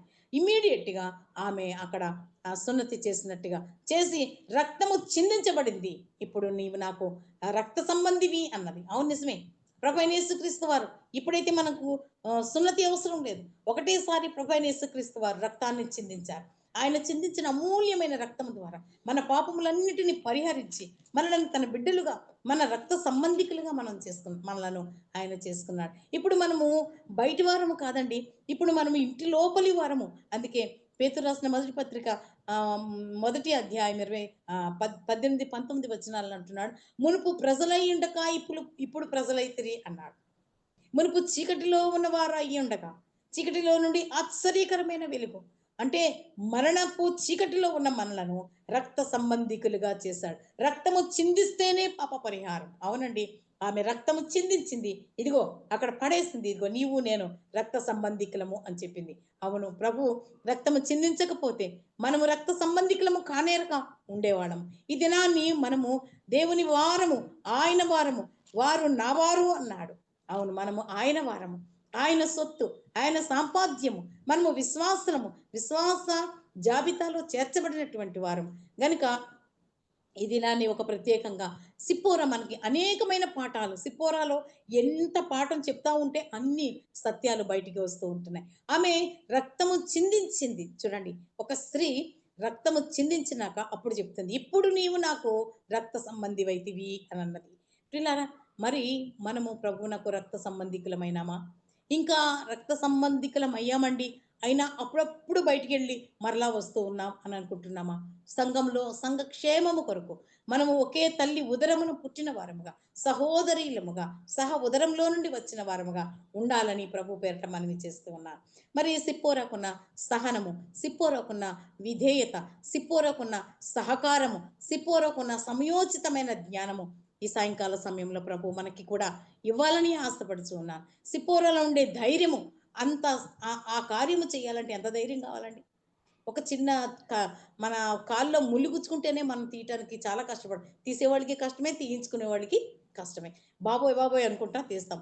మనకి భయపడతా పిన్నుతో తీస్తాం. కానీ సిప్పోరా ఒక వాడి కలిగిన రాయిని వెంటనే ఆమె ఒక ఆయుధంగా చేసుకుంది. ఆ యొక్క సున్నతి కార్యాన్ని చేసింది. నిబంధన జనములో లేని మోషే నిబంధన జనంలోకి వెళ్ళి నిబంధన జనాంగాన్ని వెలుపలికి ఎలాగో తీసుకొని రాగలరు?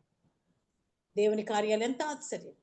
నిబంధన జనులైన ఇశ్రాయేలులను వెలుపలికి తీసుకుని రావాలి అని అంటే నిబంధనకు సూచన అయిన ప్రతి కార్యము నిబంధన ప్రకారముగా చేయవలసిన మోషే చేయలేని పరిస్థితుల్లో ఉండగా సిప్పోరా కార్యాన్ని చేసి ఇప్పుడు నిబంధన జనాంగంలోనికి వెళ్ళి వారిని విడిపించడానికి సామర్థ్యమును సంపాదించుకున్న మోషే దేవుని యొక్క ఇల్లంతటిలో నమ్మకమైన వాడిగా ఉన్నాడు.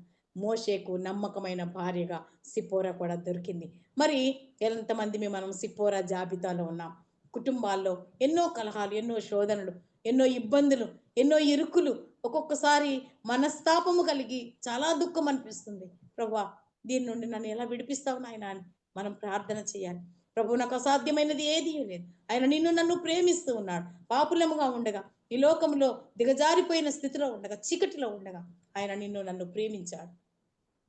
ఆయన కలువరి శిలువలో కార్చిన అమూల్యమైన రక్తం, అక్కడ చిందించిన ఒక రక్తము ఒక్క భార్య భర్తల్ని రక్త సంబంధికులు చేసింది. కానీ యేసయ్య రక్తము ప్రపంచ మానవాళ్ళనందరినీ కూడా ఆయన బిడ్డలుగా, ఆయన సొత్తుగా, ఆయన సాంపాద్యంగా చేసుకుంది, విమోచించింది. విమోచన క్రైదనముగా యేసయ్య నీ కొరకు నా కొరకు అమ్మ తన రక్తాన్ని కార్చాడు. ఇంకా ఆ రక్తము చేత కడగబడకుండా ఉన్నావేమో, ఇంకా ఆ రక్తము నీలో చిందించబడకుండా ఉందేమో, ఇంకా నీవు పాపము చేత కట్టబడి ఉన్నావేమో. ప్రభువు విమోచించడానికి, విడిపించడానికి సిద్ధంగా ఉన్నాడు. ఈ దినమే మిక్కిలి అనుకూలమైన దినం. ఇదే రక్షణ దినం. ఇంకా సిప్పోరా అనేకమైన పాఠాలు మనకు నేర్పిస్తుంది. కానీ మనకు అంత సమయం లేదు. నిబంధనకు గుర్తైనటువంటిది సామెతల గ్రంథంలో, అలాగే జ్ఞానం కలిగిన స్త్రీ తన భర్తకు మేలే చేయను కానీ కీడేమీయు చేయదు. ఆమె బ్రతుకు దినములన్నీ అతనికి మేలే చేయను కానీ కీడేమీయు చేయదు. అవును ప్రియులారా, మనము మన భర్తలకు నమ్మకమైన భార్యలుగా ఉండాలి, నమ్మకమైన కుమార్తెలుగా ఉండాలి, నమ్మకమైన అక్కలుగా ఉండాలి, నమ్మకమైన చెల్లెండ్రుగా ఉండాలి, నమ్మకమైన కుమార్తెలుగా ఇంటిలో సహవాసం చేయాలి. ఇంటిలో అంటే మన సంఘములో. ఆ ఇల్లు సంఘానికి సాదృశ్యం. చక్కని పాఠాలు. ఇతరో ఇల్లు సంఘానికి సాదృశ్యం. ఇతరో కుమార్తెలు సంఘ కుమార్తెలకు మరి కుమార్తెలుగా ఉండటానికి ప్రభు మనలను పిలిచాడు. మనం ఆయన కుమార్తెలం, ఆయన బిడ్డలము, ఆయన సొత్తు, ఆయన సాంపాద్యం.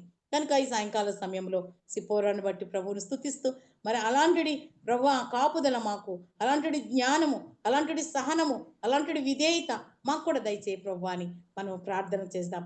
అట్టి గొప్ప దేవుడు ఈ సాయంకాల సమయంలో మన అపరాధముల నిమిత్తం మనల్ని రక్షించుట కొరకై లోకంలోనికి వచ్చి ఆయన చిందించిన రక్తం ద్వారా మన అపరాధములను క్షమించి తన బిడ్డలుగా స్వీకరించుకున్న మనల్ని బట్టి ఆయన సంతోషిస్తూ ఉన్నాడు. కనుక మనం ఇంటిలో ఉన్నాం కనుక ఇంటిలో సమాధానం ఉండాలి. మనం ఇంటిలో ఉన్నాం, ఆ ఇంటిలో ఐక్యత ఉండాలి. ఏ ఇంటిలో అంటే ఇల్లు అంటే సంఘము అనుకున్నాం కదా. ఆ సంఘములో శాంతి, సమాధానం, ఐక్యత, ప్రేమ, సహవాసం ఇవన్నిటి కలయిక మనల్ని చాలా సంతోషింపజేస్తుంది. ప్రభు ఎంతో ఆనందిస్తాడు. అట్టి కృప ప్రభు మనకందరికీ దయచేయునుగాక. దేవుడి మాటలను దీవించి ఆశీర్వదించులాగున చిన్న మాట ప్రార్థన చేసుకుందాం. కరుణా సంపన్నుడమైన మా తండ్రి, మా నోటి మాట హృదయ ధ్యానములు మీకు అంగీకారంగా ఉంచినందుకు నీకు స్తోత్రాలు. మన ఆయన సిప్పోరాను బట్టి కొన్ని విషయాలు మాత్రమే మేము ధ్యానం చేయగలిగాం నాయన. అలాంటి లోతైన నీ యొక్క జీవ గ్రంథము, పరిశుద్ధ గ్రంథం అనే బావిలో నుండి మేము రోజు ప్రభా నీటిని తోడి మేము త్రాగి అనుభవించి ఎంత తోడినా కొత్త విషయాలు మాకు నేర్పిస్తూ ఉన్నావు. అందుని బట్టి నీకు వందనాలు చెల్లించుకుంటూ ఇంకను అలాంటి జీవజలములు ప్రభా సమృద్ధిగా మేము త్రాగుచు మా జీవిత పర్యంతము ప్రభా మన ఆయన మీ జీవజలములు మేము అనుభవించడానికి నీ కృప చూపించమని, ఎత్తబడిన వాక్యమునకు నీరు కట్టి ఫలింప చేయమని క్రీస్తు యేసు వారి అమూల్యమైన నామములో స్తుతులు స్తోత్రములు సమర్పించి అడిగి వేడుకుంటున్నాము తండ్రి. ఆమేన్. ఆమేన్. అందరికీ వందనాలు. వందనాలండి. పేరు పేరు చెప్పిన అందరికీ వందనాలు. వందనాలమ్మా. వందనాలు. ఆమేన్ సిస్టర్. శ్రేష్టమైన విషయాలు సిప్పోరా జీవితంలో నుంచి మన సోదరి వివరించారు. ఇప్పుడు లాస్ట్ లో కూడా తిరిగి రీక్యాప్చులేట్ చేశారు. మళ్ళా నేను రిపీట్ చేయక్కర్లేదు కానీ శ్రేష్టమైన విషయాలు సిప్పోరా జీవితంలో మనం విన్నామమ్మా. వాటిని మన జీవితాలలో అన్వయించుకుందాం. మరి సిప్పోరా మోషే భార్యగా చెప్పబడింది. సిప్పోరా సహనం కలిగిన స్త్రీగా, అక్క చెల్లెలతో ఐక్యత కలిగిన సహోదరిగా, మరి తండ్రి మందను మేపి కాసే ఆమె, నీళ్లు పెట్టే ఆమె కష్టజీవిగా చూస్తా ఉన్నాం. లోతైన బావి అది కదా, లోతైన బావిలో నుంచి మరి నీళ్లు తోడి మందకు పెడుతున్నారు. మన బైబిల్ గ్రంథమే లోతైన బావి. శ్రేష్టమైన వాక్కులు అనుదినం సోదరి చెప్పినట్టు మనం శ్రేష్టమైన వర్తమానాలు వింటున్నాము. మన హృదయం అనే తొట్లని ఆ వర్తమానాలతో నింపుకొని వాక్య ప్రకారం జీవించాలి. ఇప్పుడేమో వాక్యం బాగా వింటున్నాము, చాలా బాగుందని మెచ్చుకుంటున్నాము, నడుచుకోలేకపోతున్నాం. మన బలహీనత దుస్థితి అదే. కాబట్టి వాక్య ప్రకారం నడుచుకుందాం. కాబట్టి కష్టజీవిగా చూసాం, సాత్వికం కలిగిన స్త్రీగా, మృదుత్వం కలిగిన స్త్రీగా చూసాం. అన్నిటికంటే శ్రేష్టంగా నమ్మకత్వం కలిగిన స్త్రీగా, కుటుంబంలో నమ్మకత్వం, తండ్రి ఇంట్లో భర్త దగ్గర నమ్మకత్వం, తన కుటుంబంలో నమ్మకత్వం కలిగిన స్త్రీగా, అక్క చెల్లెళ్ళ మధ్య నమ్మకత్వం, గర్వం లేని స్త్రీగా చూస్తా ఉన్నాం కదా. గర్వం లేని స్త్రీలు 7 మంది అక్క చెల్లెళ్ళు అలాంటి వాళ్ళే. తండ్రి మందను కాస్తున్నారంటే గర్వం లేని బిడ్డలుగానే ఉన్నారు. ఆ తర్వాత విధేయురాలైన సిప్పోరా అని చూస్తా ఉన్నాం. జ్ఞానం కలిగిన స్త్రీగా కూడా సిప్పోరాని చెప్పుకొచ్చారు కదా. దేవుని చిత్తానికి లోబడింది, తండ్రి మాట జవదాటలేదు, ఒక పరపురుషుణ్ణి తన ఇష్ట ప్రకారం పిలుచుకొచ్చుకోలేదు. అవునమ్మా, ఈ దినాల్లో విలువలు కోల్పోతున్న దినాలు. విశ్వాసుల ఇళ్లలో కూడా విలువలు ఉండట్లేదు. యవ్వనస్తులైన బిడ్డలు అసలు వాల్యూసే లేకుండా పోతున్నాయి. వాళ్ళకి సహాయం చేశాడని మా ఇంటికి రండి అని పిలవలేదు, తండ్రి పర్మిషన్ తోటే పిలిచినట్టుగా మనం చూస్తాం. ఎంత విధేయత గల పిల్లలు, ఎంత తండ్రికి లోబడిన బిడ్డలుగా మనం చూస్తున్నాం కదా. తండ్రి మాటను జవదాటలేదు. తండ్రి చిత్తం చొప్పున మోషన్ చేసుకోమంటే పెళ్లి చేసుకుంది కదా. ఈ రోజులలో యవ్వనస్తులు అలా లేకుండా పోతున్నారు. ఇవి అన్ని మనకి పాఠాలే. మనం ఇవన్నీ జాగ్రత్తగా విని మన బిడ్డలకి నేర్పించుకోవాల్సిన బాధ్యత మనకెంతైనా ఉంది. ఆ తర్వాత మంచి సాక్ష్యం కలిగిన సిప్పోరాగా చూస్తా ఉన్నాం. తన భర్తని ప్రాణాన్ని రక్షించుకున్న సిప్పోరాగా చూస్తున్నాం. కుమారుడికి సున్నతి చేసింది కదా. ఆడవాళ్ళు చేయలేని కార్యాన్ని భర్త ప్రాణాలు రక్షించుకోవటం కోసం తను చేసినట్టుగా మనం చూస్తున్నాం. అటు శ్రేష్టమైన విషయాలు మనకి సిస్టర్ సిప్పోరా జీవితం నుంచి మనకు తెలిపారు. వాక్యాలు విన్నాము. విన్న వాక్యాలు హృదయంలో భద్రపరుచుకొని తలపోసుకోవాలి. మరియ వలె తలపోసుకునే వాళ్ళంగా ఉండాలి. వాక్య ప్రకారం జీవించే వాళ్ళంగా ఉండాలి. ప్రకటన 1:3 ప్రకారం ఈ ప్రవచన వాక్యాలు చదివేవారు, వినేవారు, వాటిని గైకొని వారు ధన్యులు. కాబట్టి అమ్మ, మనం గైకొందాం. విన్న వాక్యాలు మన జీవితాలకి అన్వయించుకుందాం, అనుసరిద్దాం. ఇప్పుడు చాలా లక్షణాలు చెప్పుకున్నాం. ఇవి మన దగ్గర ఉన్నాయా లేవా పరీక్షించుకొని ఒక్క లక్షణాన్నైనా మనం అలవరుచుకుందాం. దైవికమైన లక్షణాలు ఇవన్నీ, శ్రేష్టమైన లక్షణాలు. మరి దేవుని పనిలో నమ్మకత్వం కలిగిన వారింగా, సహనం కలిగిన వారింగా ఉంటున్నామా లేదా మనం పరీక్షించుకొని వాటి ప్రకారం జీవిద్దాం. శ్రేష్టమైన చక్కటి వర్తమానం అందించిన మెర్సీ జాయ్ సిస్టర్ గారికి మరోసారి ఎస్తేర్ ప్రేయర్ వారియర్స్ గ్రూప్ తరఫున వందనాలు చెప్తున్నామమ్మా.